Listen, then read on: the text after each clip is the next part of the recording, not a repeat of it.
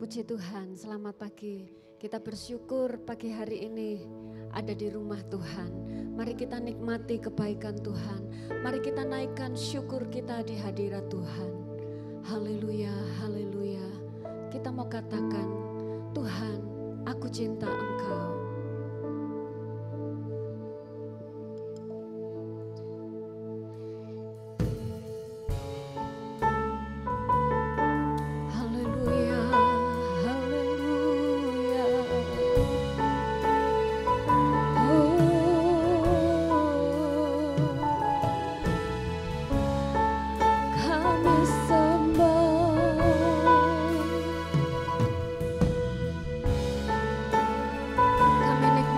Kebaikan-Mu Tuhan, ku cinta Kau, rahmat-Mu nyata bagiku,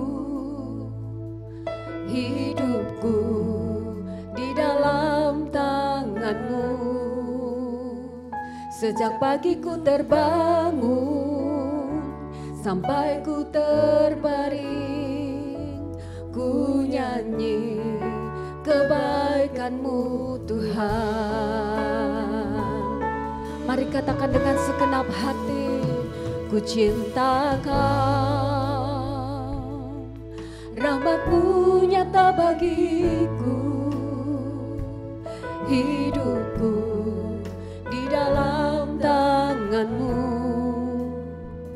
Setiap pagi ku terbangun sampai ku terbaring, ku nyanyi kebaikan-Mu Tuhan. Sepanjang hidupku Kau setia, sepanjang hidupku Kau sangat baik. Nafasku memuliakan-Mu, ku nyanyi kebaikan-Mu Tuhan. Mari saya undang sama-sama kita bangkit berdiri. Ku cinta Kau, rahmat-Mu nyata bagiku, hidupku di dalam tangan-Mu. Sejak pagi ku terbangun sampai ku terbaring, ku nyanyi kebaikan-Mu Tuhan. Oh, kami cinta, ku cinta Kau, rahmat-Mu nyata bagiku, hidupku di dalam tangan-Mu. Sejak pagi ku terbangun sampai ku terbaring, ku nyanyi kebaikan-Mu Tuhan. Sepanjang hidupku Kau setia, sepanjang hidupku Kau sangat baik. Nafasku memuliakan-Mu, ku nyanyi kebaikan-Mu Tuhan. Sepanjang hidupku Kau setia, amin. Sepanjang hidupku Kau sangat baik. Nafasku memuliakan-Mu, ku nyanyi kebaikan-Mu Tuhan. Katakan lagi, sepanjang hidupku. Oh Yesus, sepanjang hidupku Kau sangat baik. Nafasku memuliakan-Mu, ku nyanyi kebaikan-Mu Tuhan. Kebaikan-Mu Tuhan berkati hidupku. Kebaikan-Mu Tuhan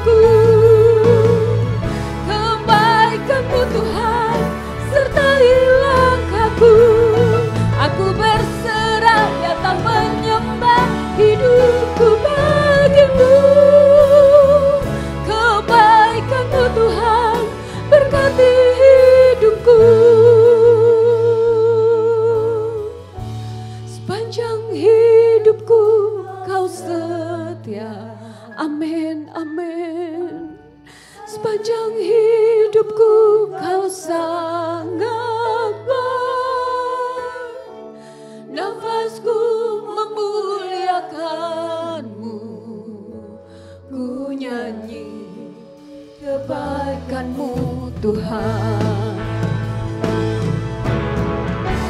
Sepanjang hidupku Kau setia, amin. Sepanjang hidupku Kau sangat baik. Nafasku memuliakan-Mu, ku nyanyi kebaikan-Mu Tuhan.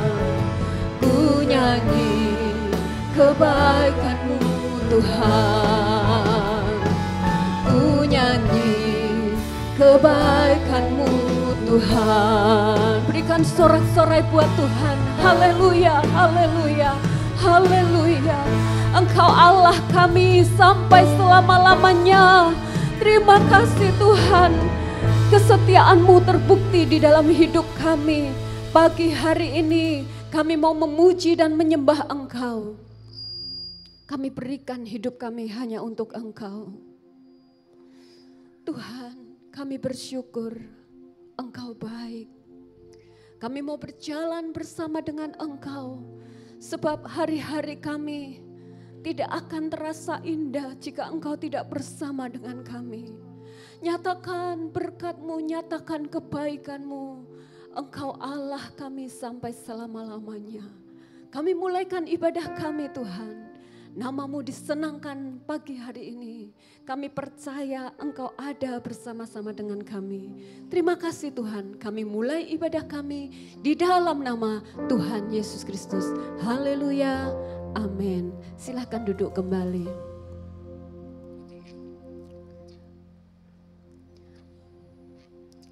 Mari terus berjalan bersama Tuhan. Haleluya, nikmati kebaikan Tuhan dari hari lepas hari.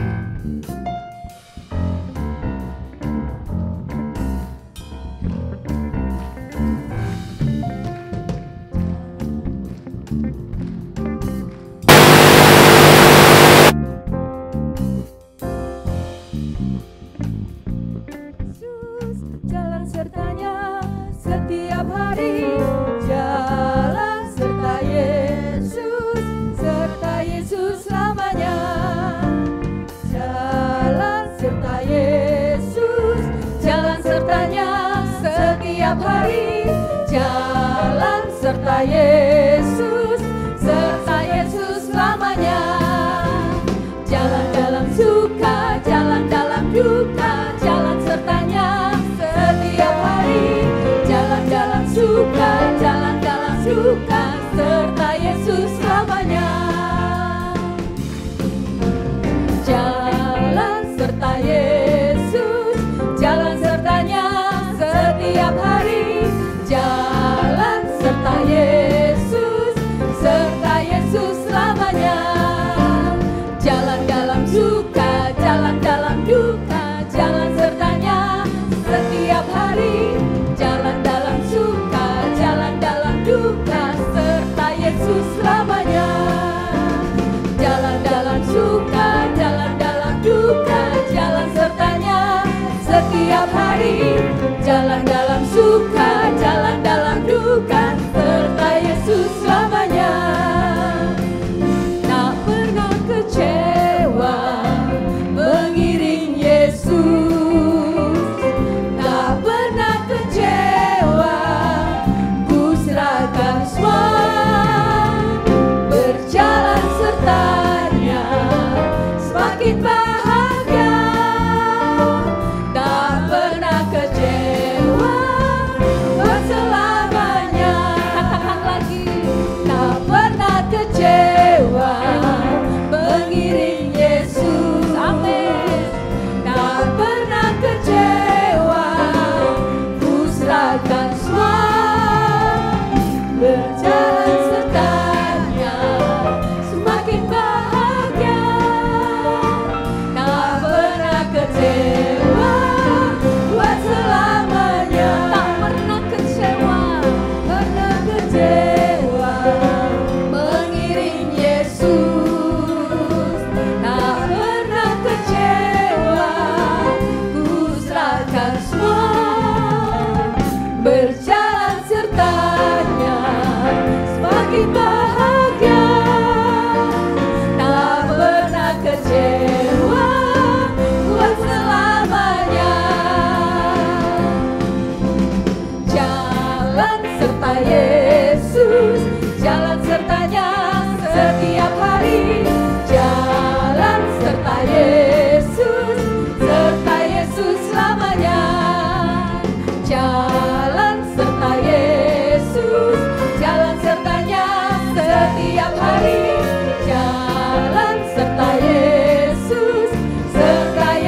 selamanya. Jalan dalam suka, jalan dalam duka, jalan sertanya setiap hari. Jalan dalam suka, jalan dalam duka, serta Yesus selamanya. Jalan dalam suka, jalan dalam duka, jalan sertanya setiap hari. Jalan dalam suka, jalan dalam duka, serta Yesus selamanya. Tak pernah kecewa mengiring Yesus, amin. Tak pernah kecewa, ku serahkan semua. Berjalan sertanya semakin bahagia. Tak pernah kecewa buat selamanya. Tak pernah kecewa mengiring Yesus. Tak pernah kecewa, ku serahkan semua. Berjalan sertanya semakin bahagia. Tak pernah kecewa buat selamanya. Tak pernah kecewa buat selamanya. Tak pernah kecewa buat selamanya. Haleluya. Mari bangkit berdiri. Kita mau katakan, Tuhan, aku mau berjalan bersama dengan Engkau, sebab Engkaulah jaminan hidupku.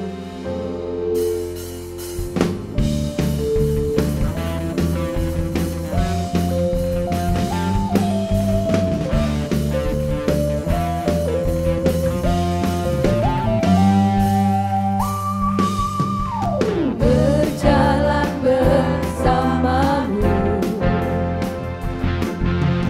tak akan ku gentar. Tanganmu menopangku, jalani kehidupan. Kau mengangkatku ke atas gunung batu, kau beri kemenangan.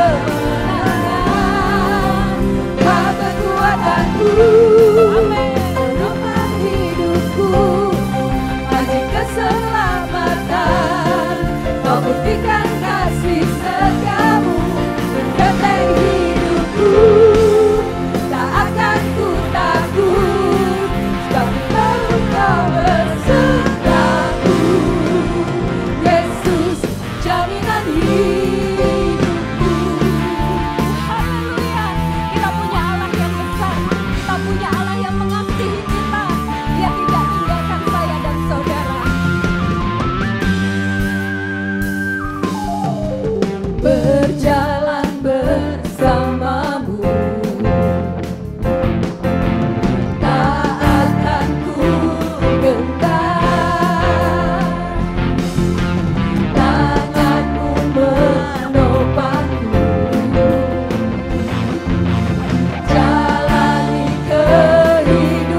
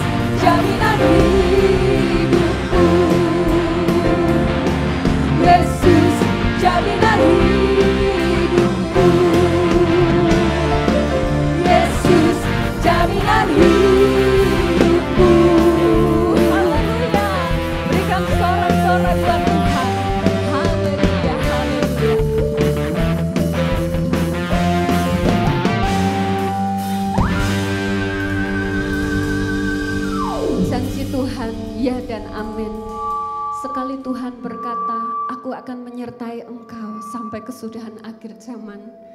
Itu akan berlaku buat saya dan saudara. Apapun yang kita alami hari lepas hari, percaya Tuhan ada buat kita. Mari terus jalan di kebenaran firman Tuhan.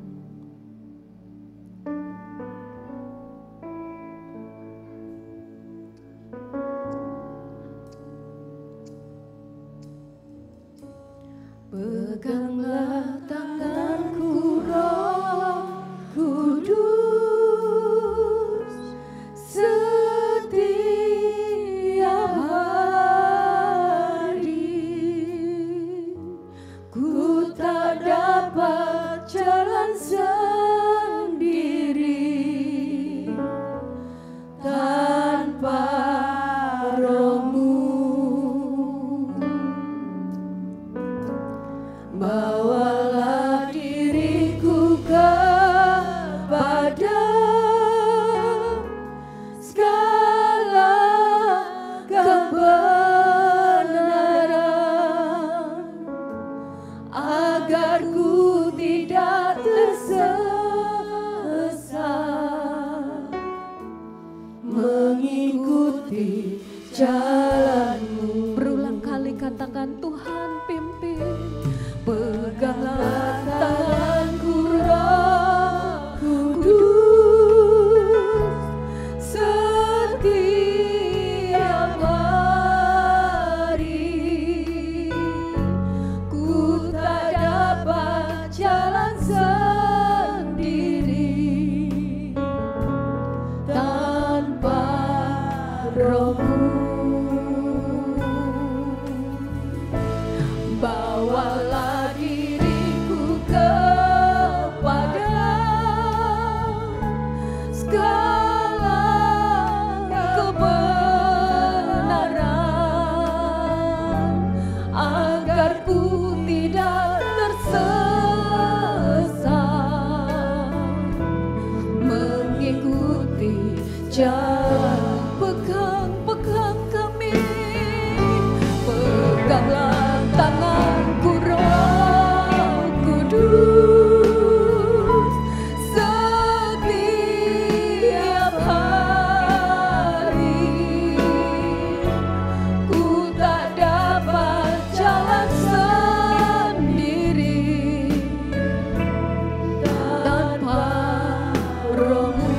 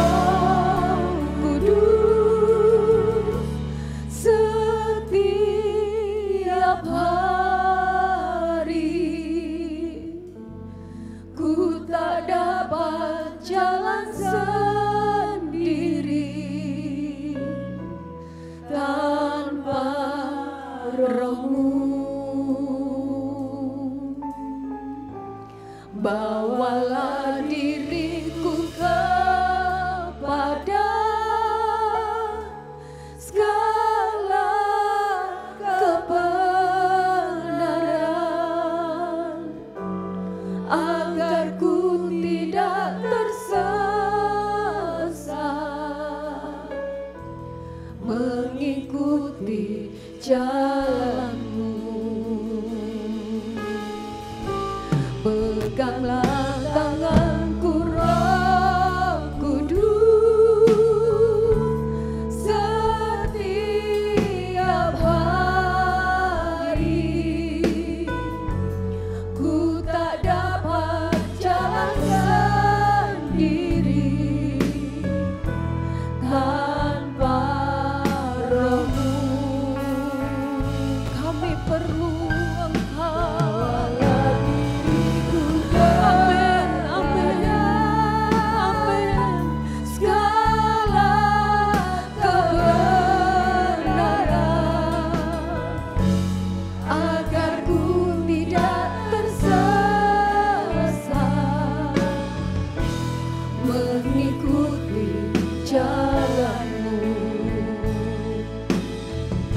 bawalah diriku kepada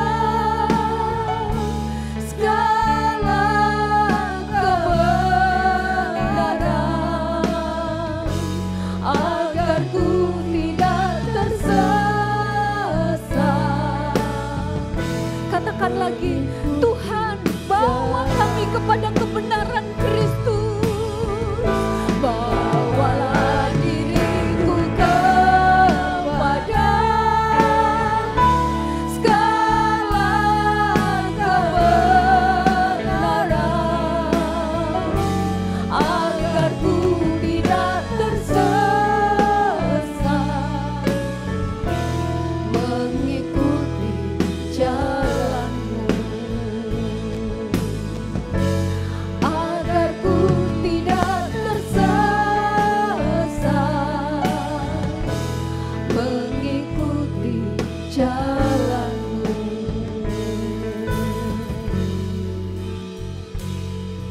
Inilah yang menjadi doa dan kerinduan kami Tuhan, agar hidup kami memperkenan hati Tuhan, mempermuliakan Engkau setiap hari, melakukan firman Tuhan dimanapun kami berada.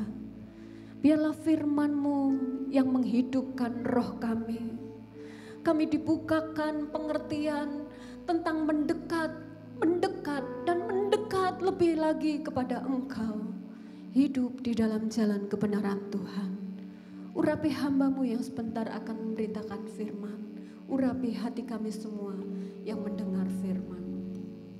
Kami siap Tuhan, kami berikan hati kami di dalam nama Tuhan Yesus Kristus. Haleluya, amin. Silakan duduk kembali. Puji Tuhan, ada sukacita pagi hari ini Bapak Ibu Saudara yang terkasih. Demikian dengan saya bersukacita sekali hari ini saya ada di tempat ini. Saya membawa sebuah pesan yang baik, yang indah yang Tuhan titipkan untuk Bapak Ibu Saudara sidang jemaat GPDI Alpha Omega. Saya yakin hari ini kita datang kepada Tuhan dan kita akan pulang membawa berkat yang melimpah dari Tuhan. Haleluya. Kalau kita flashback beberapa tahun yang lalu sekitar tahun 2020 sampai 2022. Cek. Oke. Kalau kita flashback beberapa tahun yang lalu 2020 sampai 2022 kira-kira saat kita sama-sama berjuang menghadapi sebuah hal yang namanya pandemi.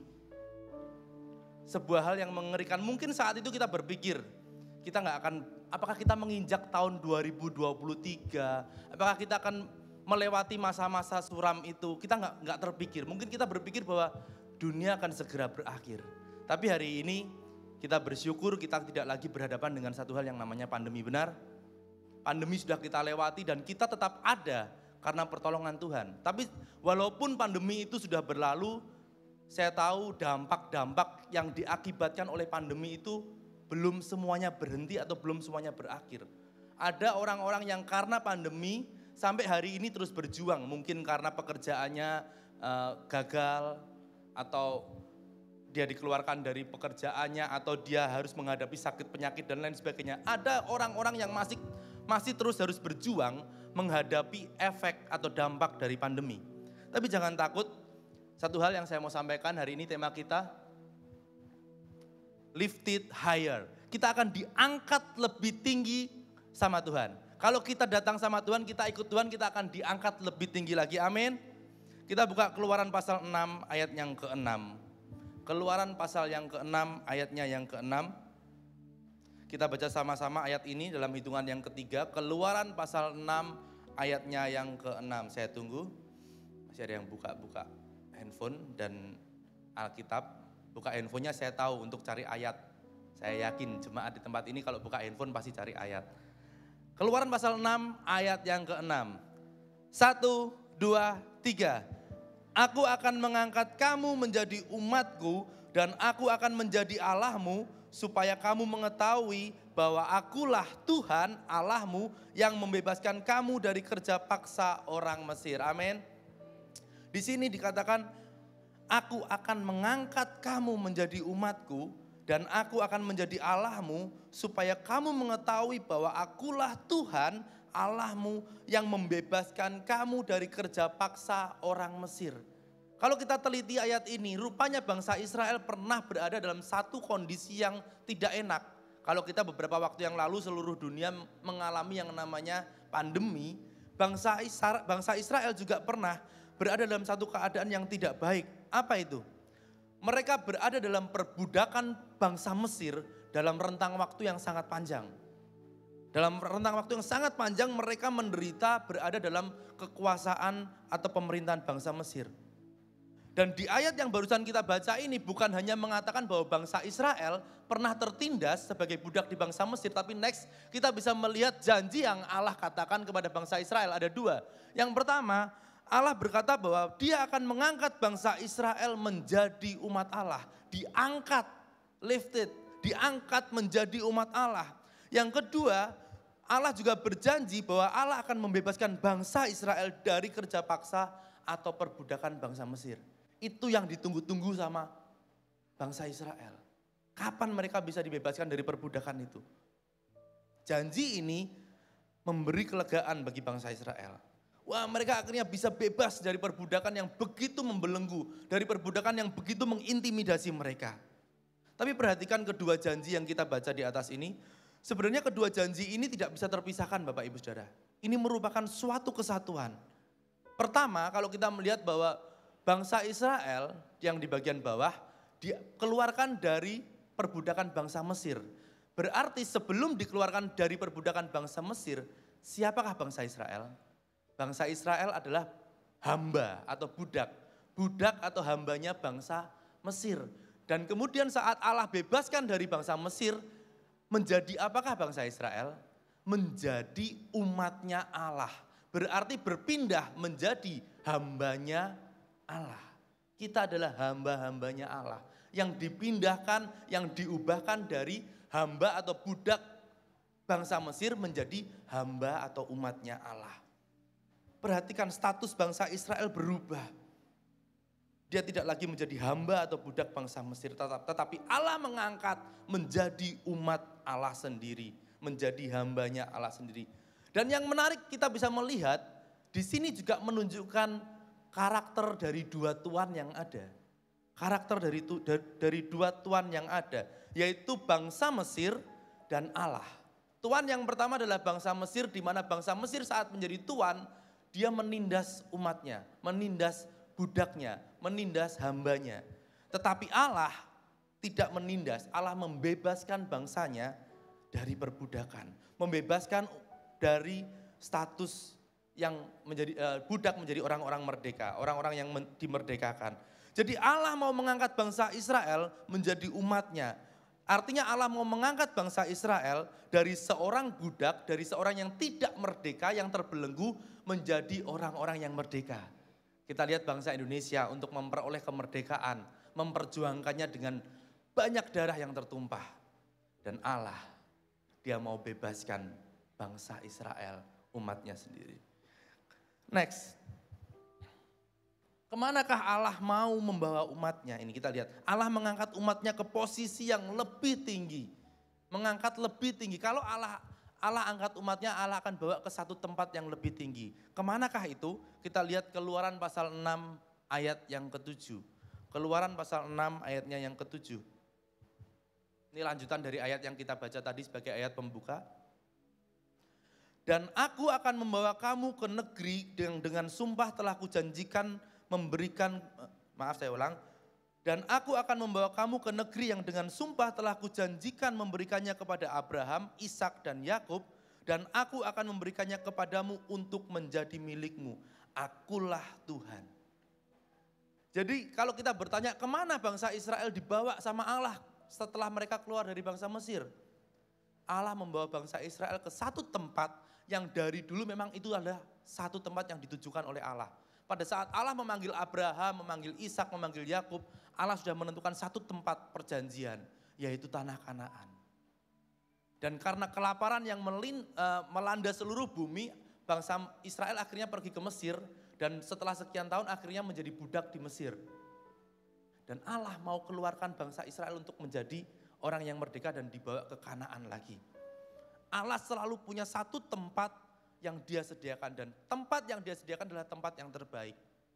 Dan kalau Tuhan bilang tempatmu Kanaan, bangsaku kamu punya satu tempat yaitu Kanaan, yaitu tempatnya. Tuhan gak pernah ganti, kayaknya di Kanaan gak aman, kita pindah tempat, kita cari lokasi yang baru, enggak. Tuhan kasih tempat yang terbaik buat umat-umatnya.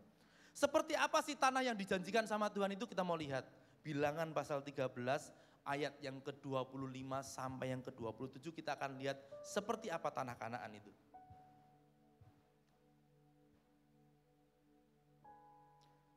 Bilangan 13 ayat yang ke-25 sampai yang ke-27.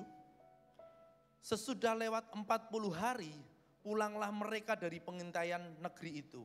Dan langsung datang kepada Musa, Harun dan segenap umat Israel di Kades di padang gurun Paran. Mereka membawa pulang kabar kepada keduanya dan kepada segenap umat itu dan memperlihatkan kepadanya sekaliannya hasil negeri itu. Maka mereka menceritakannya kepadanya, kami sudah masuk ke negeri kemana kau suruh kami. Dan memang negeri itu berlimpah-limpah susu dan madunya, dan inilah hasilnya.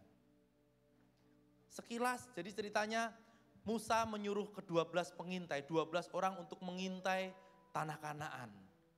Dan ya kita nggak lihat ada 10 dan 2 yang berbeda, tetapi pada intinya mereka sama-sama sepakat bahwa negeri itu berlimpah-limpah susu dan madunya.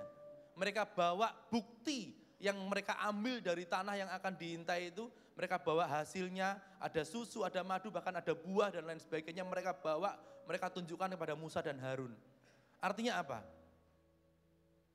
Tanah Kanaan, tanah yang Allah janjikan untuk Israel diami adalah sebuah tanah yang sangat kaya. Tanah yang makmur, tanah yang sangat berlimpah. Itu adalah menunjukkan sebuah keadaan yang nantinya akan mereka alami. Yaitu mereka akan limpah dengan kekayaan, mereka akan makmur dan lain sebagainya. Sangat berbeda dengan kondisi bangsa Israel saat mereka ada di Mesir. Saat bangsa Israel ada di Mesir, mereka kerja mati-matian, mereka menghasilkan banyak hal, tetapi bukan untuk mereka nikmati. Mereka menghasilkan hal-hal hebat, tetapi untuk dinikmati oleh bangsa Mesir. Sedangkan bangsa Israel hanya diberi makan untuk apa? Untuk sekedar punya tenaga sehingga mereka bisa bekerja lagi untuk memperluas kekayaan bangsa Mesir. Memperhebat bangsa Mesir, bukan untuk mereka nikmati. Kemudian Allah ambil status mereka dari seorang budak, dibawa menjadi orang merdeka, menjadi umat Allah ke tanah Kanaan, dan mereka lihat, wow, ini POV gitu ya. Jadi melihat sudut pandang dari pengintai. Melihat bahwa wow, negara tanah Kanaan itu sangat kaya, sangat melimpah. Dan artinya kalau tanah itu menjadi milik bangsa Israel bisa menikmati segala kekayaan, segala kelimpahan, segala kemakmuran yang Allah sudah sediakan. Benar? Berbeda sekali keadaannya.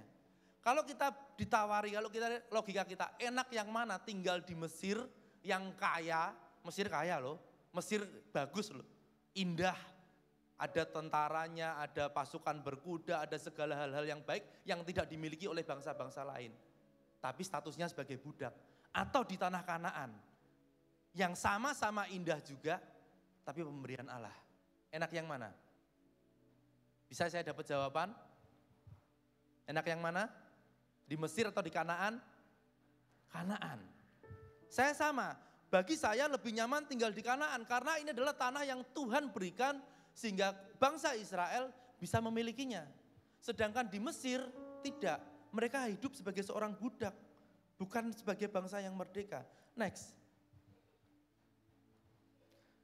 Allah bukan hanya mau memerdekakan bangsa Israel dari perbudakan, tetapi Allah juga mau mengubah status kita dari seorang budak dosa menjadi orang-orang yang dimerdekakan dari dosa. Perhatikan, bangsa Israel dibebaskan dari perbudakan. Yang saya mau katakan, bukan hanya bangsa Israel yang diperbudak. Saya dan Bapak Ibu Saudara, mungkin ada yang saat ini masih diperbudak oleh dosa. Tapi sebagian besar dari kita yang sudah tidak diperbudak oleh dosa pun adalah mantan narapidana dosa. Mantan tahanannya dosa. Artinya bukan hanya bangsa Israel yang Allah mau bebaskan dari status seorang budak, kemudian menjadi orang merdeka, tetapi Allah juga mau kita, anak-anaknya, kita umat-umatnya. Benar kita juga umat Allah kan? Kalau Allah bebaskan umatnya bangsa Israel, Allah juga mau bebaskan umatnya yaitu kita dari perbudakan dosa. Menjadi orang-orang yang merdeka. Mau?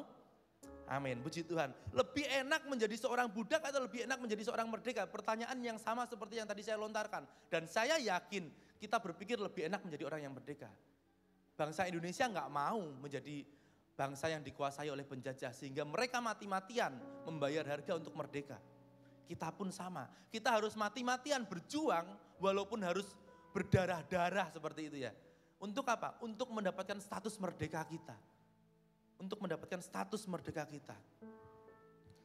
Next, satu hal yang harus kita ketahui adalah bahwa Allah sanggup menyediakan yang terbaik bagi umatnya. Allah yang kita sembah, Allah yang kita ikuti adalah Allah yang tahu apa yang terbaik bagi umatnya dan dia sanggup berikan itu, sanggup sediakan itu. Kalau kita tahu kemana Allah membawa kita, seharusnya kita bisa tenang, oke. Itu tempat yang baik, aku percaya, aku mau ikut Allah, benar gak? Kalau Tuhan katakan, Haniel, kamu keluarlah dari dosa, kamu dijerat dosa, aku menjadi Allahmu dan kamu menjadi umatku. Aku merdekakan dari seorang budak dosa menjadi orang yang merdeka. Nanti di tempat yang baru, engkau tidak lagi diperbudak oleh dosa. Harusnya tempat yang indah, dengan gambaran Mesir dan Kanaan. Kita bisa mengerti bahwa Allah membawa kita ke satu tempat yang lebih baik. Harusnya kita tahu, oke Tuhan aku mau ikut, ini tempat yang lebih baik. Kita akan lihat ayat yang ke-6 sampai yang ke-8. Bagaimana dengan bangsa Israel? Keluaran pasal 6 ayat yang ke-8. Bisa dibantu Keluaran pasal 6 ayat yang ke-8. Lalu Musa mengatakan demikian kepada orang Israel. Tetapi mereka tidak mendengarkan Musa karena mereka putus asa dan karena perbudakan yang berat itu. Tadi saya katakan seharusnya mudah bagi kita. Oke Tuhan, aku mau pindah dari Mesir ke Kanaan aja. Aku mau ikut Allah. Karena di sana ada sebuah tanah yang indah yang Tuhan berikan. Seharusnya mudah. Tetapi bangsa Israel ternyata seperti yang kita baca. Lalu Musa mengatakan demikian kepada orang Israel. Tetapi mereka tidak mendengarkan Musa. Karena mereka putus asa dan karena perbudakan yang berat itu. Belenggu perbudakan itu begitu mengikat bangsa Israel. Belenggu perbudakan itu luar biasa mengikat bangsa Israel sehingga bangsa Israel berpikir udah gak ada harapan, aku di sini aja. Putus asa, aku di sini aja. Sehingga tidak ada harapan, situasi tanpa harapan itu seolah-olah membuat bangsa Israel menganggap sebuah harapan yang dibawa oleh Allah melalui Musa itu tidak akan pernah terjadi. Yang benar Tuhan, yang benar Musa, enggak deh. Kayaknya hidupku ya memang hanya untuk di Mesir ini. Hidupku ya gini-gini aja. Aku pasrah. Bagi bangsa Israel, mendengarkan Musa bukan sesuatu yang mudah. Karena apa? Karena putus asa. Penyebab mereka tidak mendengarkan Allah adalah putus asa. Next.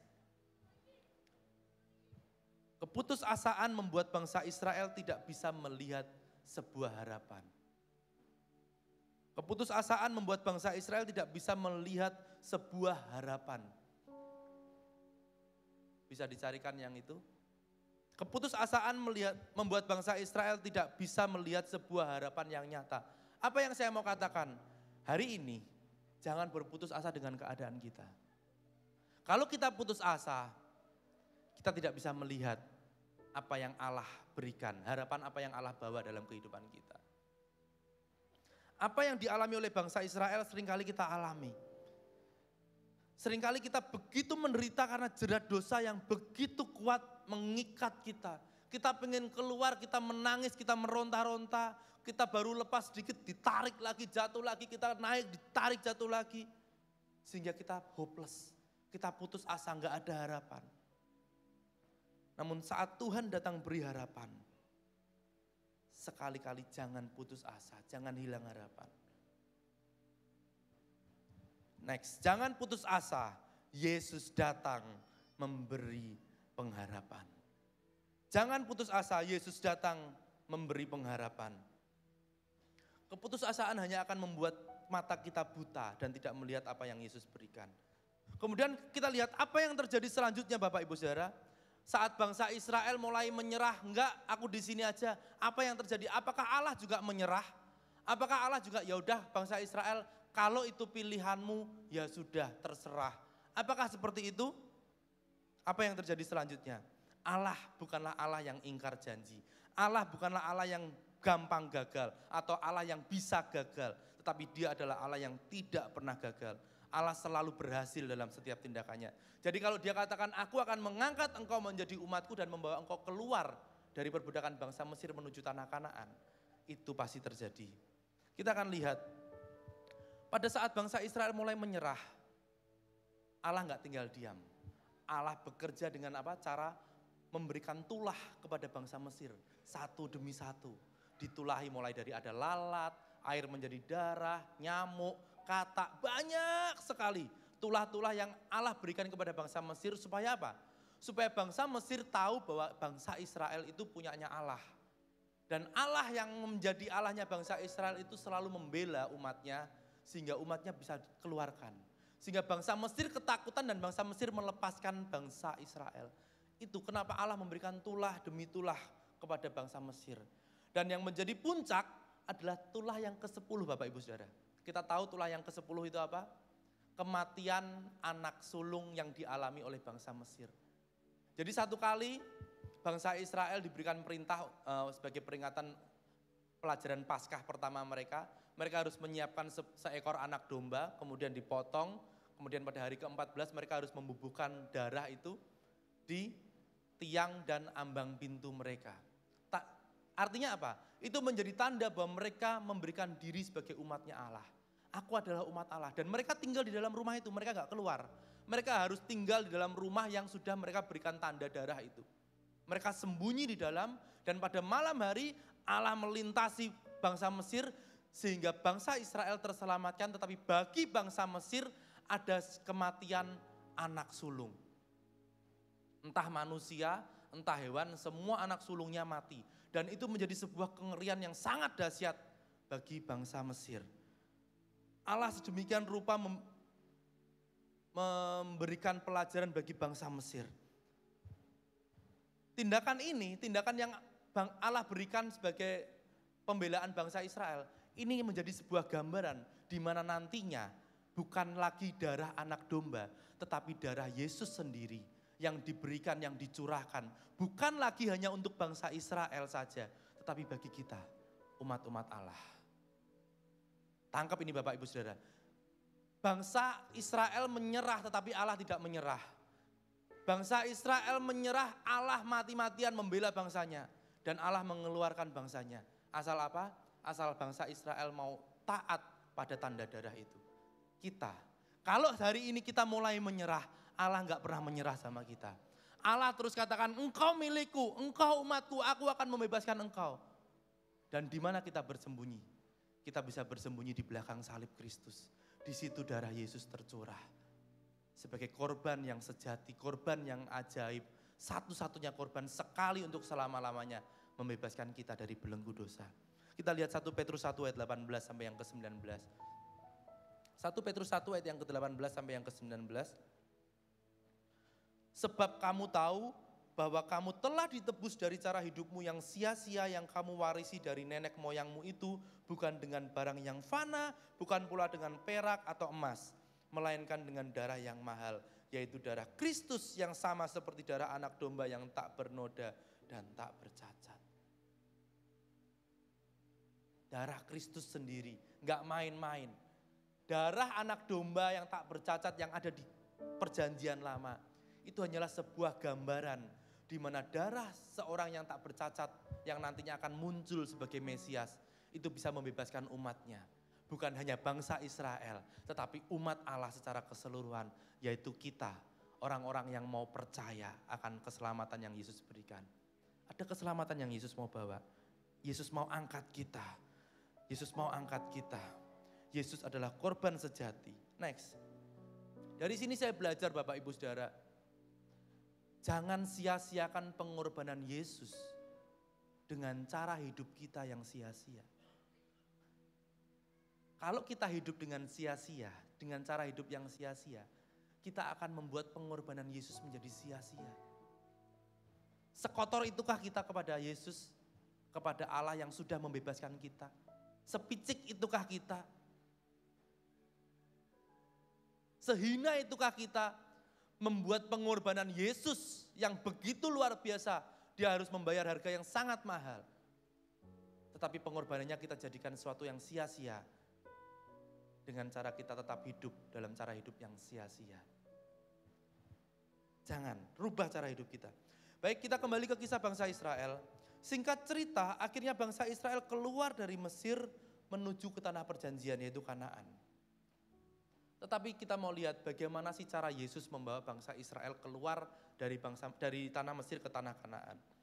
Keluaran pasal 13 ayat yang ke-17 sampai yang ke-18. Keluaran pasal 13 ayat yang ke-17 sampai yang ke-18. Saya akan bacakan. Setelah Firaun membiarkan bangsa itu pergi, Allah tidak menuntun mereka melalui jalan ke negeri orang Filistin, walaupun jalan ini yang paling dekat. Sebab firman Allah, jangan-jangan bangsa itu menyesal apabila mereka menghadapi peperangan, sehingga mereka kembali ke Mesir. Tetapi Allah menuntun bangsa itu berputar melalui jalan di padang gurun menuju ke laut Teberau. Dengan siap sedia berperang berjalanlah orang Israel dari tanah Mesir. Sebenarnya ada jalan yang dekat Bapak Ibu Saudara untuk bisa pergi dari Mesir menuju Kanaan, yaitu tanah orang Filistin. Tetapi Allah sengaja mengajak bangsa Israel berjalan bukan lewat jalan yang singkat itu, tetapi berputar 40 tahun di padang gurun. Kenapa? Karena Allah gak mau bahwa ada jalan yang dekat untuk kembali dari Kanaan ke Mesir. Sehingga saat mereka di perjalanan mereka tidak kuat, mereka menyerah, mereka kembali. Dan Allah mau katakan untuk bisa mencapai satu tempat perjanjian, satu tempat yang Allah janjikan, untuk bisa menerima janji Allah, itu bukan sesuatu yang instan. Ada proses yang harus dilewati oleh bangsa Israel. Ini bicara tentang proses, bukan sesuatu yang instan. Seringkali manusia mengandalkan logika kita. Tuhan harusnya jangan lewat jalan yang ini dong, terlalu sulit. Bukankah lebih baik begini Tuhan? Seolah-olah kita lebih pintar dari Allah. Seolah-olah akal pikiran kita ini bisa menyediakan yang lebih hebat daripada Allah pembuat akal budi kita. Allah loh yang memberikan kita akal budi. Dan kita menantang pemberi akal budi itu. Seolah-olah kita merasa lebih pintar dari Allah. Kita berargumen dengan Allah. Seringkali kita mengandalkan logika kita. Next, Yesaya 55 ayat yang ke-8 sampai yang ke-9. Yesaya pasal 55 ayatnya yang ke-8 sampai yang ke-9. Sebab rancanganku bukanlah rancanganmu, dan jalanmu bukanlah jalanku, demikianlah firman Tuhan. Seperti tingginya langit dari bumi, demikianlah tingginya jalanku dari jalanmu dan rancanganku dari rancanganmu. Kita belajar dari ayat ini Bapak Ibu Saudara. Dengan jelas Allah berkata, rancanganku bukan rancangan manusia, jalanku bukanlah jalan manusia, demikianlah firman Tuhan. Kenapa? Apa yang menjadi beda? Ayat yang ke-9 menjadi beda. Seperti tingginya langit dari bumi, demikianlah tingginya jalanku dari jalan manusia dan rancanganku dari rancangan manusia. Sangat berbeda apa yang menjadi rancangan Allah dan jalan Allah dengan apa yang menjadi rancangan kita dan jalan kita. Sangat berbeda seperti langit dan bumi. Enggak bisa dibandingke, ojo dibanding-bandingke. Terlalu jauh. Dan Allah tahu apa yang menjadi rencananya. Allah tahu kemana dia akan bawa umatnya. Saya yakin gak terlalu sulit untuk kita percaya rencana Allah. Saya tahu kita dengan mudah sebagai umat Allah, kita percaya bahwa rencana Allah itu pasti baik. Yang sulit bukan percaya sama rencananya. Yang sulit itu percaya sama jalannya Allah. Dan itu PR kita Bapak Ibu Saudara. Gak sulit kalau kita bilang rencana Tuhan itu baik. Ya, jalan Tuhan itu baik. Itu yang sering kali kita perdebatkan. Ikuti jalan Tuhan. Next. Untuk bisa sampai pada rencana Allah, kita harus melalui jalan yang Allah tentukan. Cuma ada satu jalan. Walaupun banyak jalan menuju ke Roma, tapi cuma satu jalan menuju rencana Allah. Yaitu jalannya Allah Bapak Ibu Saudara. Kita nggak bisa negosiasi Tuhan pakai jalan yang lain dong. Saya lihat di GPS kayaknya merahnya banyak ini. Muter boleh nggak Tuhan lewat tol gitu? Nggak bisa. Untuk bisa sampai pada rencana Allah hanya bisa ditempuh melalui jalannya Allah. Jalan yang Allah buat. Rencana Allah itu di tempat yang tinggi, kita di tempat yang rendah. Dan untuk bisa mencapai tempat yang tinggi itu kita harus lewat jalan yang tinggi, jalan yang Allah buat. Nah sekarang kita akan lihat saat bangsa Israel dituntun keluar dari Mesir menuju tanah Kanaan, Allah punya petanya sendiri. Allah punya petanya sendiri. Dan kita akan lihat beberapa rute yang harus dilewati oleh bangsa Israel. Ada 3 rute penting yang saya akan sampaikan pada hari ini. Yang pertama, rute pertama adalah Laut Teberau. Apa Laut Teberau itu? Jadi Laut Teberau adalah rute pertama yang bangsa Israel harus lalui pada saat mereka keluar dari Mesir menuju Kanaan. Mereka keluar, mereka lari. Wah, ada bangsa Mesir di belakang, mereka lari. Bangsa Mesir pakai kuda, bangsa Israel lari. Makin dekat kan suara derapnya itu sudah terdengar karena bangsa Mesir sangat banyak sehingga hentakan kaki mereka dan roda-roda kuda itu sangat terdengar. Bangsa Israel mulai ketakutan. Mereka lari tiba-tiba di depan gak ada jalan. Adanya Laut Teberau. Mati kita. Di belakang laut, di belakang bangsa Mesir. Kita akan lihat reaksi bangsa Mesir. Keluaran 14 ayat yang ke-10 sampai yang ke-12. Kalau nggak bisa dibaca, bisa lihat di Alkitab atau Alkitab. Keluaran 14 ayat yang ke-10 sampai yang ke-12. Ketika Firaun telah dekat, orang Israel menoleh, maka tampaklah orang Mesir bergerak menyusul mereka. Lalu sangat ketakutanlah orang Israel dan mereka berseru-seru kepada Tuhan. Dan mereka berkata kepada Musa, apakah karena tidak ada kuburan di Mesir, maka engkau membawa kami untuk mati di padang gurun ini? Apakah yang kau perbuat ini terhadap kami dengan membawa kami keluar dari Mesir? Bukankah ini telah kami katakan kepadamu di Mesir, janganlah mengganggu kami dan biarlah kami bekerja pada orang Mesir. Sebab lebih baik bagi kami untuk bekerja pada orang Mesir daripada mati di padang gurun ini. Kita lihat reaksi dari bangsa Israel. Dibebaskan tapi tidak senang dengan keadaan yang harus mereka lewati. Bangsa Israel berpikir dan merasa bahwa Musa hanya membawa mereka keluar dari bangsa Mesir untuk menghadapi kematian di padang gurun. Mereka lupa bahwa Musa adalah alat yang dipakai oleh Allah untuk membawa mereka sampai ke tanah perjanjian yaitu tanah Kanaan. Dan yang menarik bangsa Israel berkata bahwa bagi mereka lebih enak tinggal di Mesir sebagai budak. Mereka ngomong lagi, sudahlah Bung Musa ngapain kamu bawa aku ke sini? Lebih enak aku di Mesir sebagai seorang budak. Dan mungkin kita juga pernah berpikir, jadi orang Kristen yang benar itu gak enak. Kerja nakal-nakal dikit gak boleh. Apa curang dikit gak boleh. Udah deh, aku tak kembali lagi pada dosa. Lebih baik aku jadi budak dosa daripada engkau membawa aku mati di jalannya Allah. Mungkin kita berpikir seperti itu. Seperti apa yang menjadi pikiran bangsa Israel. Kita lihat apa yang Allah kerjakan. Keluaran 14 ayat yang ke-21 sampai yang ke-22. Lalu Musa mengulurkan tangannya ke atas laut Dan semalam-malaman itu Tuhan menguakkan air laut dengan perantaraan angin timur yang keras. Membuat laut itu menjadi tanah kering, maka terbelahlah air itu. Demikianlah orang Israel berjalan dari tengah-tengah laut di tempat kering. Sedang di kiri dan di kanan mereka air itu sebagai tembok bagi mereka. Jadi bangsa Israel pada saat menghadapi jalan buntu, kemudian mereka bersungut-sungut mempertanyakan Allah. Allah menunjukkan kuasanya. Melalui Musa pegang kayunya diangkat, terbelah. Di zaman itu belum ada lagu kiri kanan kulihat saja banyak pohon cemara, enggak ada. Karena kiri kanan mereka bukan pohon cemara, tapi apa? Air. Air menjadi tembok, menunjukkan kuasa Allah di sana. Mereka berjalan kiri air, kanan air. Seaward belum ada, tapi di sana mereka sudah lihat, wow ikan hiu, wow bangkai kapal, mungkin seperti itu. Mereka lihat, wah tanah kering, mereka berjalan. Dan saat bangsa Mesir ngejar dari belakang, ada tiang awan, tiang api yang membela bangsa Israel. Dan satu saat setelah bangsa Israel, bangsa Mesir dikubur di laut Teberau semua. Mati semua di sana. Sebagian besar dari kita tentu sudah mengerti kisah ini. Ini bukan dongeng.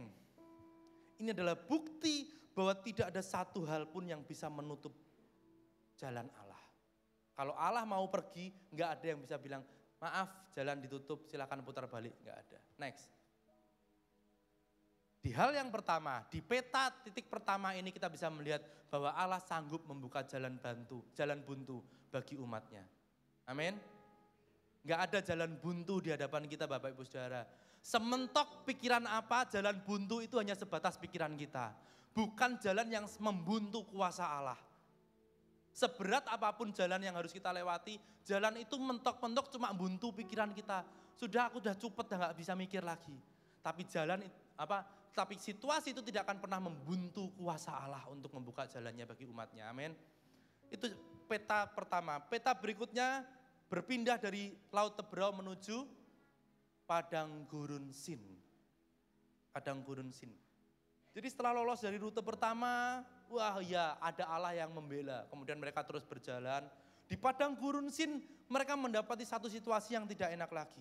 Apa yang terjadi di sana? Keluaran pasal 16 ayat yang kedua sampai yang ketiga. Keluaran pasal 16 ayat yang kedua sampai yang ketiga. Di padang gurun itu bersungut-sungutlah segenap jemaah Israel kepada Musa dan Harun. Dan berkata kepada mereka, kalau kami mati tadinya di tanah Mesir oleh tangan Tuhan ketika kami duduk menghadapi kuali berisi daging dan makan roti sampai kenyang. Sebab kamu membawa kami keluar ke padang gurun ini untuk membunuh seluruh jemaah ini dengan kelaparan. Kita lihat reaksi bangsa Israel. Jadi di padang gurun Sin mereka menghadapi satu situasi yang namanya lapar. Lapar banget. Jadi mereka tidak punya sesuatu yang bisa mereka makan dan mereka berpikir lebih baik di Mesir.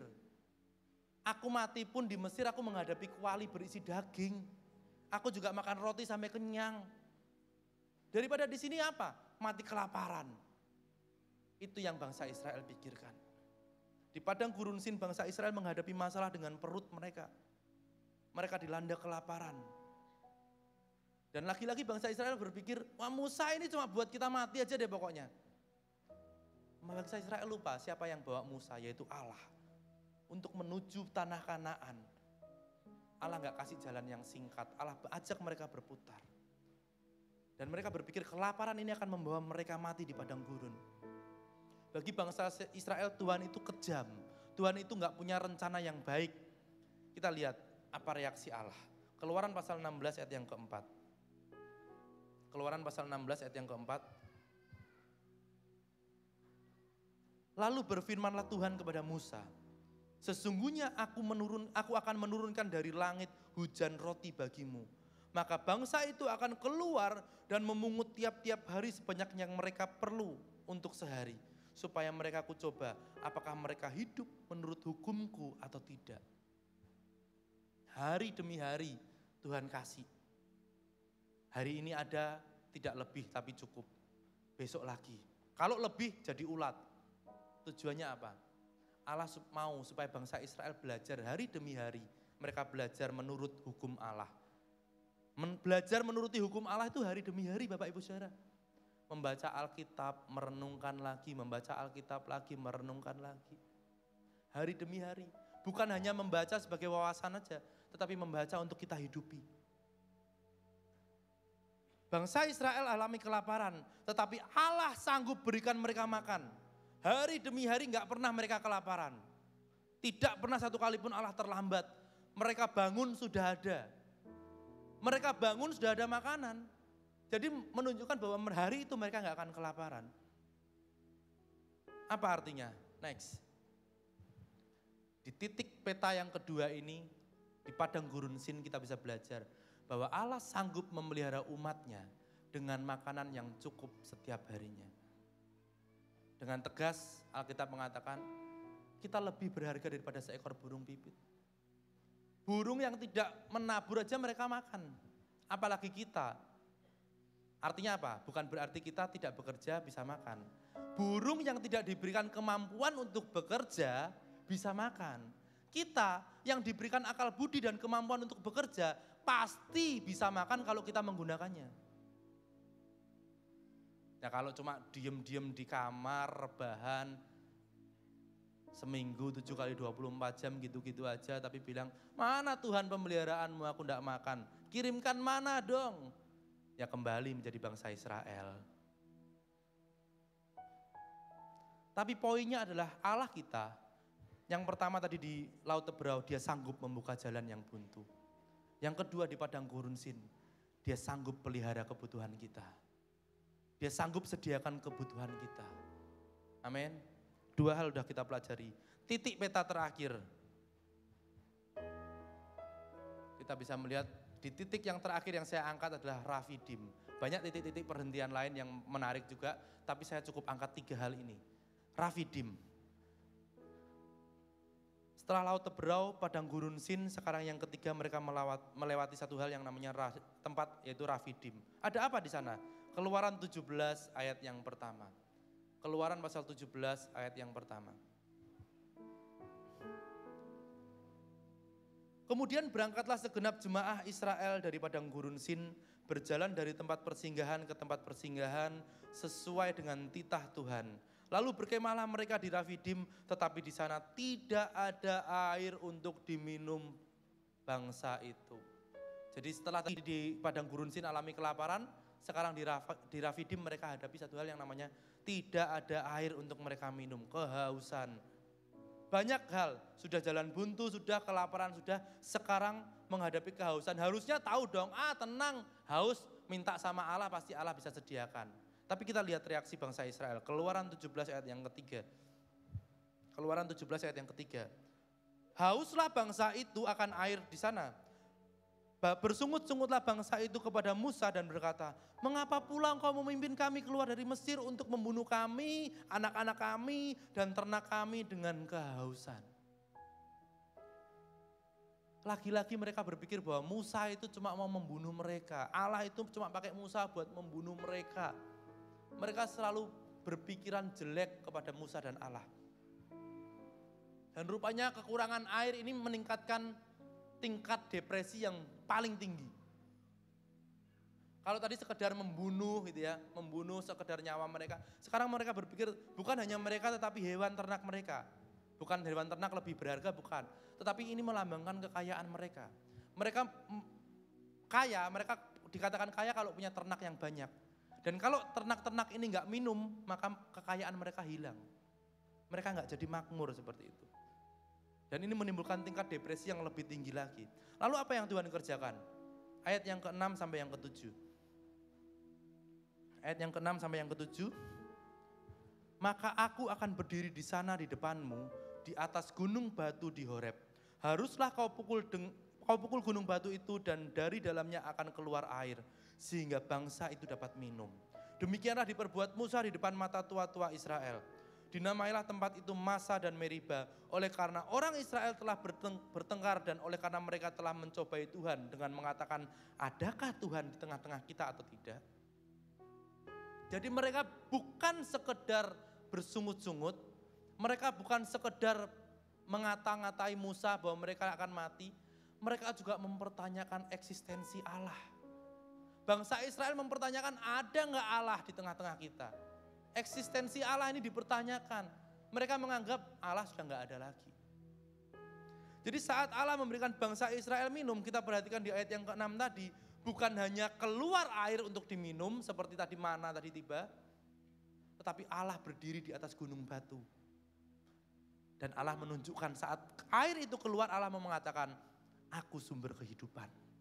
Akulah air kehidupan. Allah ada di sana, di tengah-tengah bangsa Israel. Allah memunculkan dirinya. Menjawab pertanyaan mereka, adakah Allah di tengah-tengah kita? Apa yang bisa kita pelajari dari titik peta yang ketiga ini? Allah gak pernah tinggalkan umatnya. Dia ada di tengah-tengah kita. Dan dia Allah sumber kehidupan. Dia nggak hanya perhatikan kehidupan kita, tapi seperti saya katakan tadi, hewan ternak sebagai kekayaan mereka, sebagai sumber penghasilan mereka, juga Allah perhatikan. Hari ini saya mau katakan, Allah bukan hanya membuka jalan buntu. Allah bukan hanya memberikan kita makan, tetapi Allah juga memberikan kita hidup. Dia sumber kehidupan kita. Dan dia tidak pernah lepas dari kehidupan kita. Dia ada di tengah-tengah kita. Allah nggak main-main. Next. Allah tidak main-main dengan rancangannya. Dan Allah nggak pernah salah dengan jalannya Bapak Ibu Saudara. Tangkep ini. Allah nggak pernah main-main sama rancangannya. Aku nyoba tak buat seperti ini kira-kira seperti apa ya. Enggak. Allah tidak pernah main-main dengan rancangannya. Dan Allah tidak pernah salah dengan jalan yang dia tentukan. Walaupun sulit untuk kita lewati. Tapi Allah gak pernah salah dengan jalannya. Jalan yang Allah tentukan memang kadang-kadang gak enak Bapak Ibu Saudara buat daging kita. Tapi percayalah Allah gak pernah salah sama jalannya. Pertanyaan terakhir. Apakah orang-orang Israel yang sudah keluar dari Mesir itu bisa sampai ke tanah Kanaan? Bukankah Allah yang bawa mereka keluar dari Mesir sampai tanah Kanaan? Kita lihat Bilangan 32 ayat 10 sampai 12. Beberapa ayat terakhir. Kita lihat Bilangan pasal 32 ayat yang ke-10 sampai yang ke-12. Maka bangkitlah murka Tuhan pada waktu itu dan ia bersumpah. Bahwasanya orang-orang yang telah berjalan dari Mesir yang berumur 20 tahun ke atas tidak akan melihat negeri yang kujanjikan dengan bersumpah kepada Abraham, Ishak dan Yakub. Oleh karena mereka tidak mengikut aku dengan sepenuh hatinya. Kecuali Kaleb bin Yefune, orang Kenas itu dan Yosua bin Nun sebab keduanya mengikut Tuhan dengan sepenuh hatinya. Rupanya enggak semua bangsa Israel bisa sampai ke Kanaan Bapak Ibu Saudara. Satu saat Allah marah kepada bangsa Israel dan dia katakan semua bangsa Israel yang berumur 20 tahun ke atas enggak akan masuk ke tanah Kanaan. Bukan berarti kita yang 20 tahun ke atas enggak akan masuk surga, bukan. Perhatikan dulu ayatnya, perhatikan dulu konteksnya. Karena orang-orang yang 20 tahun ke atas itu adalah orang-orang yang dikatakan sama firman Tuhan tidak mengikut Allah dengan sepenuh hatinya. Yaitu mereka yang selalu berpikiran bahwa Allah membawa mereka pada kematian. Bahwa Allah gak ada di tengah-tengah mereka. Bahwa Allah gak sanggup membuka jalan buntu. Bahwa Allah gak sanggup menyediakan makanan. Bahwa Allah gak sanggup memberikan kehidupan mereka. Orang-orang seperti itulah yang tidak mengikuti jalannya Allah dengan sepenuh hati. Dan mereka tidak layak masuk tanah Kanaan. Hanya Kaleb bin Yefune dan Yosua bin Nun.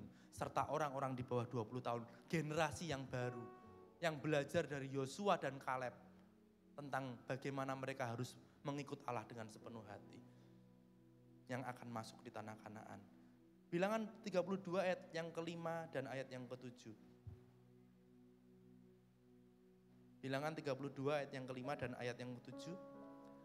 Lalu kata mereka, jika kami mendapat kasih-Mu, biarlah negeri ini diberikan kepada hamba-hamba-Mu ini sebagai milik. Janganlah kami harus pindah ke seberang sungai Yordan. Mengapa kamu hendak membuat enggan hati orang Israel untuk menyeberang ke negeri yang diberikan Tuhan kepada mereka? Musa marah. Di ayat yang ke-7 Musa berkata, mengapa kamu hendak membuat enggan hati orang Israel untuk menyeberang ke negeri yang diberikan Tuhan kepada mereka? Jadi kenapa ada orang-orang yang tidak sampai ke tanah Kanaan? Karena mereka ngompor-ngompori yang lain. Nggak usah ke sana. Kita di sini aja, lihat negeri ini indah. Kita tinggal di sini aja, kita nggak usah nyebrang sungai Yordan. Kita tinggal di sini saja. Dan itulah yang membuat Allah marah. Allah murka karena ada orang-orang yang dikeluarkan dari perbudakan tetapi tidak mau menjadi umat Allah. Kalau kita dibebaskan dari perbudakan, kita harus memberikan diri menjadi umatnya Allah. Next, di sini ada satu kunci yang harus dimiliki oleh umat Allah, baik bangsa Israel maupun kita. Percayalah pada rencananya, berjalanlah pada jalan yang Dia tetapkan. Kita nggak bisa cuma percaya sama rencana Allah, kita harus jalan pada jalan yang Allah tetapkan. Itulah kenapa Allah membawa bangsa Israel berputar di padang gurun, nggak lewat jalan pintas. Dari sekian banyak bangsa Israel yang keluar dari Mesir, hanya sedikit. Yang keluar dari bangsa Mesir cuma Yosua dan Kaleb yang sampai ke Kanaan. Kemudian di tengah perjalanan itu Allah sediakan orang-orang baru yang sampai ke tanah Kanaan.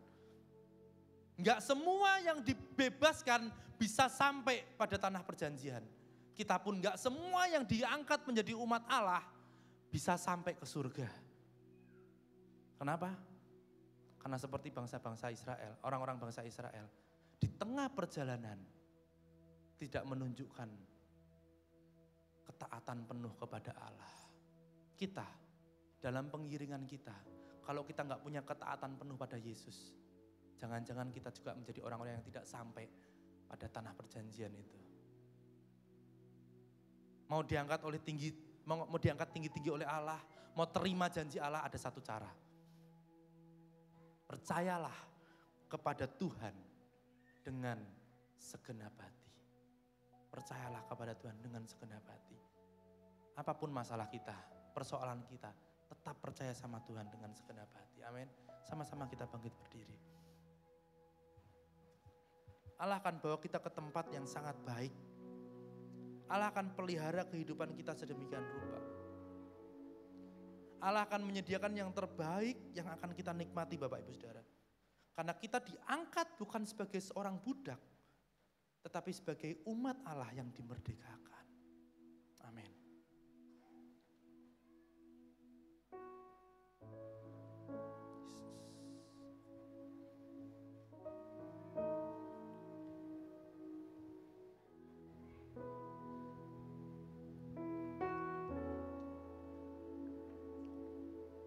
Ketika ku hadapi kehidupan ini, jalan mana yang harus ku pilih?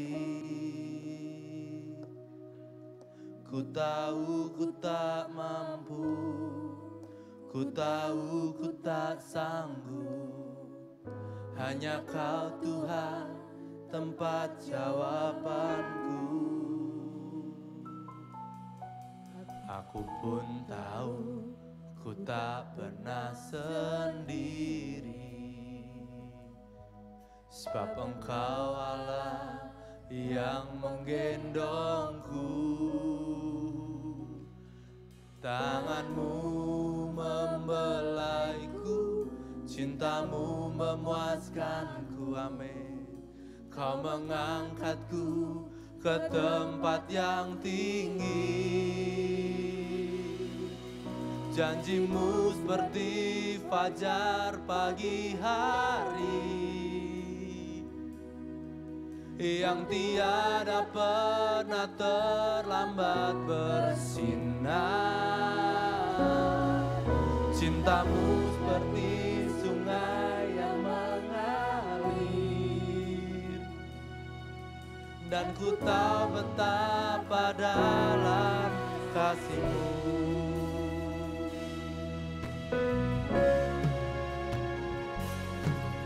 Ketika ku hadapi kehidupan ini, jalan mana yang harus ku pilih? Ku tahu ku tak mampu, ku tahu ku tak sanggup. Hanya Kau Tuhan tempat jawabanku. Aku pun tahu ku tak pernah sendiri. Lihat lirik ini, ada Allah. Allah yang menggendong kita. Allah yang gak pernah biarkan kita sendirian. Di masa-masa susah kita ada tangan Tuhan, ada cinta Tuhan. Dan dia mau angkat Bapak Ibu Saudara ke satu tempat yang tinggi, menuju tanah perjanjian. Haleluya. Janjimu seperti fajar pagi hari, yang tiada pernah terlambat bersinar.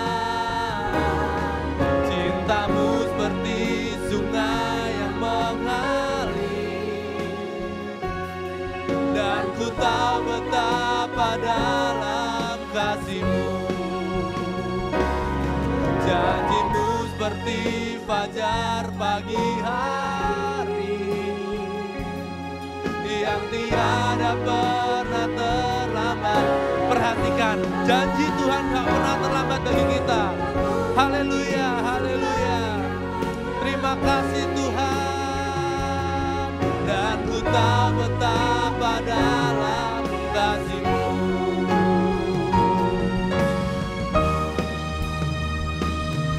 Janji-Mu seperti fajar pagi hari,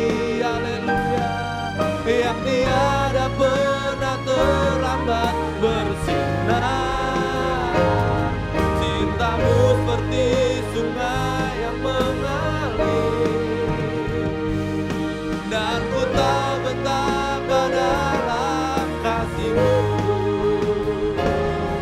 Janji-Mu seperti fajar pagi hari.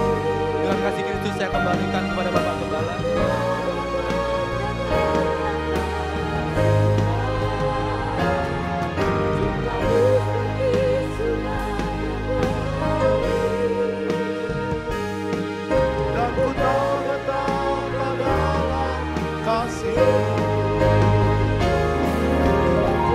Seperti fajar pagi hari, yang tiada pernah terlambat bersinar. Cintamu seperti sungai. Yakini apa yang kita dengar pagi hari ini, seperti pujian yang kita nyanyikan. Sekali lagi angkat tanganmu, angkat tangan kananmu.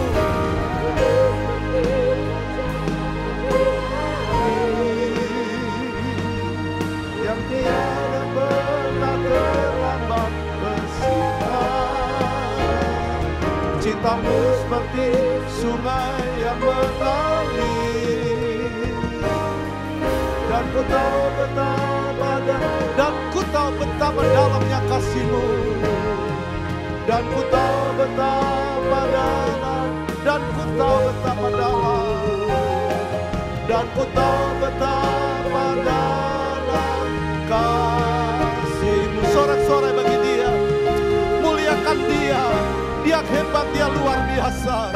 Kita sadar siapa kita sebenarnya. Tuhan telah selamatkan kita, Tuhan telah angkat kita seperti umat Tuhan bangsa Israel. Diangkat, dikeluarkan dari Mesir menuju tanah Kanaan. Tapi kita mau hidup sesuai dengan firman-Nya. Bangsa Israel alami beberapa hal, seperti kita dengar pagi hari ini. Hadapi Laut Tiberia, tapi Tuhan buka jalan. Apa yang kita hadapi, Dia pasti buka jalan. Kalau kita mau turut firman-Nya, kalau kita mau diangkat oleh Tuhan, kalau kita mau dikeluarkan dari Mesir dunia ini, kalau kita mau hidup benar, pasti ada jalan keluar. Waktu mereka ada di padang gurun Sin, ada pemeliharaan Tuhan. Kalau kita mau sungguh-sungguh dengan Tuhan, pasti dipelihara oleh Tuhan. Kita yakin Tuhan itu sumber kehidupan. Kalau bangsa Israel alami Rafidim, ada sumber, ada mata air, ada kehidupan. Dia hadir pagi hari ini. Dia cinta engkau dan aku. Engkau Tuhan cinta kita semua. Tuhan angkat kita. Kerohanian kita benar-benar terangkat, benar-benar maju di dalam Tuhan. Berapa lama kita ikut Tuhan, tapi kita mau hidup benar-benar di mata Tuhan. Tuhan berkati kami semua melalui firman yang sudah disampaikan hamba-Mu. Tuhan berkati setiap kami, jadikan kami umat Tuhan yang menyenangkan Tuhan dalam hidup ini, yang memuliakan Tuhan. Terima kasih Tuhan, terima kasih. Kami percaya Roh Kudus terus bicara atas kami. Kalau umat-Mu sebentar tinggalkan tempat ini, kami percaya Tuhan, firman-Mu terus bicara, mengubah setiap kami, mengangkat setiap kami, memulihkan setiap kami, sehingga kami hidup benar di mata Tuhan. Terpujilah Engkau selama-lamanya. Terima kasih Bapa yang baik, terima kasih. Engkau berkati umat-Mu Tuhan. Berkati mereka, ibadah mereka, berkati ibadah kami, persembahan kami, milik Tuhan yang kami berikan kepadamu, Tuhan juga berkati kami. Terpujilah Engkau selama-lamanya. Sekarang saudaraku yang dikasih Kristus, kita pulang dengan bawa berkat Allah Bapa, kasih sayang Yesus Kristus, dan persekutuan di dalam Roh Kudus, yaitu di dalam nama Tuhan Yesus Kristus. Hari ini sampai Maranatha, Tuhan Yesus datang yang kedua kali. Mari semua yang percaya katakan, amin. Tuhan berkati.